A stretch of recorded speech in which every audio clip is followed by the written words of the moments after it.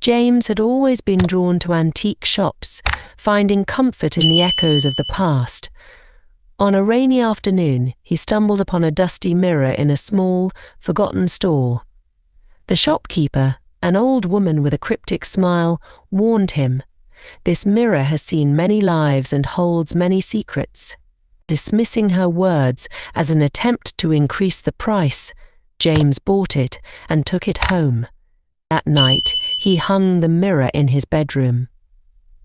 As he lay in bed, he noticed something odd. The reflection in the mirror wasn't his bedroom. Instead, it showed a grand, candle-lit room, draped in shadows. The air around him grew cold, and suddenly, a figure appeared, a woman in tattered clothing, her face twisted in agony. She reached out, her eyes filled with terror. James jolted upright, heart pounding. The vision disappeared as quickly as it had come, but the sense of dread lingered. Over the next few days, the visions grew more vivid. Each night, different scenes played out in the mirror: a man screaming as he was dragged into darkness, a child weeping in a corner, shadows moving with malicious intent. The visions were relentless, and James began to fear the coming of night. Desperate for answers, James returned to the antique shop.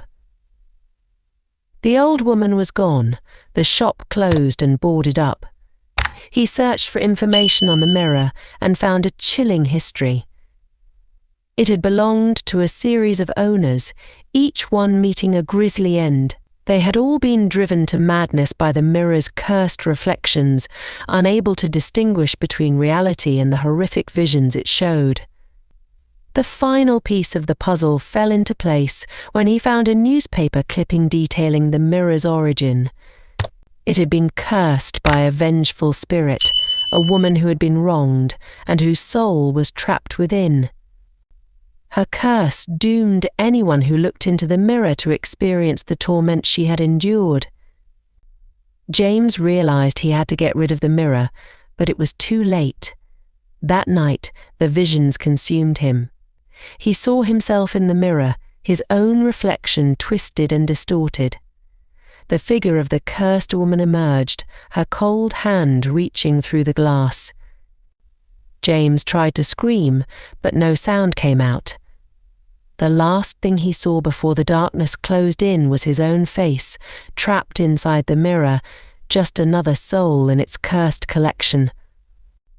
In the morning, the mirror stood silently in James' room, reflecting nothing but an empty, lifeless space.